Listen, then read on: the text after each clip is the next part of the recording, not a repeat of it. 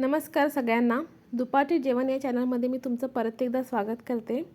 परवा दिवशी आपण पाकातले रव्याचे लाडू कसे बनवायचे ते बघितलेलं होतं. आज आपण बघणार आहोत बेसनाचे लाडू कसे बनवायचे ते.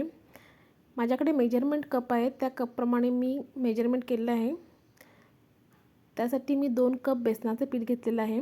जर तुमच्याकडे हे कप नसतील तर तुम्ही ज्या वाटीनं बेसनाचं पीठ घेतलेलं आहे त्याचीच अर्धी वाटी तुम्हाला तूप घ्यायचं आहे, किंवा चमच्यानं जर तुम्हाला मोजायचं असेल तर 7 चमचे मी तूप वापरलेलं आहे, मोठा चमचा, टीस्पून. त्यानंतर बेसनाचं पीठ मी मंद आचेवरतीच भाजून घेतलेलं आहे, म्हणजे ते करपणार नाही. आणि तूप मी ॲट अ टाईम घातलेलं नाही आहे. पहिला मी 4 चमचे तूप घालून घेतलेलं आहे. हळूहळू तूप मुरायला सुरू होतं आहे आणि वास यायला सुरू होते बेसनाच्या पिठाचा अगदी छान. त्यानंतर हळूहळू एक एक चमचा आपल्याला घालायचा आहे. एक 10 मिनटानंतर मी आणि 1 चमचा तूप घातलेला आहे. शक्यतो तुम्ही नॉनस्टिक पॅन वापरा, म्हणजे पीठ चिकटणार नाही. आणि मंद आचेवरतीच आपल्याला बेसनाचं पीठ भाजून घ्यायचं आहे हळूहळू, आणि गाठीसुद्धा हळूहळू चमच्यानं फोडून घ्यायच्या आहेत.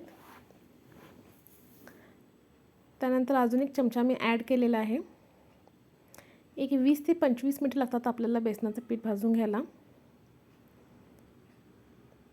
सतत हलवत राहायचं आहे पीठ, नाहीतर तळाला लागायची शक्यता असते. असं पळीनंच हळूहळू फोडत आपल्याला पीठ छान खरपूस भाजून घ्यायचं आहे. आता उरलेलं सगळं मी तूप घातलेलं आहे. पीठ छान भाजलं की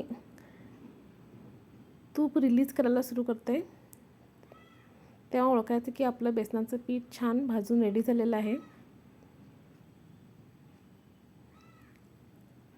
याच प्रकारे टेक्स्चर येईल. त्यानंतर आपल्याला गॅस बंद करायचा आहे पीठ छान भाजल्यानंतर. त्यानंतर मी वेलची पूड बनवण्यासाठी वेलची घेतलेली आहे, आणि साखर आणि वेलची मी एकत्रच ग्राइंड केलेली आहे. साखर शक्यतो फाईन ग्राइंड करू नका,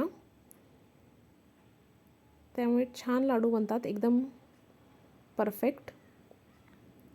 त्यानंतर बेसनाच्या पिठामध्ये मी साखर आणि जी वेलची आपली आहे ती मिक्स करून घेतलेली आहे.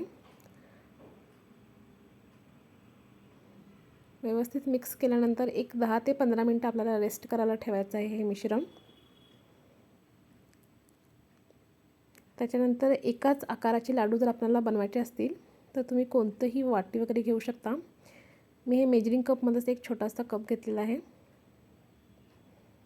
त्यानंतर तुम्हाला जर बेदाणे किंवा काजू वगैरे काही आवडत असेल तर तुम्ही छान शोला लावा आणि सगळे लाडू वळवून घ्या.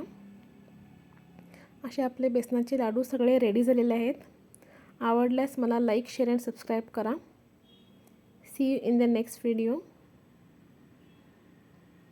तुम्हाला मी एक लाडू फोडूनसुद्धा दाखवलेला आहे. अगदी मस्त झालेला आहे बेसनाचा लाडू. तुम्हीसुद्धा नक्कीच ट्राय करा व मला लाईक, शेअर अँड सबस्क्राईब करा. Bye bye.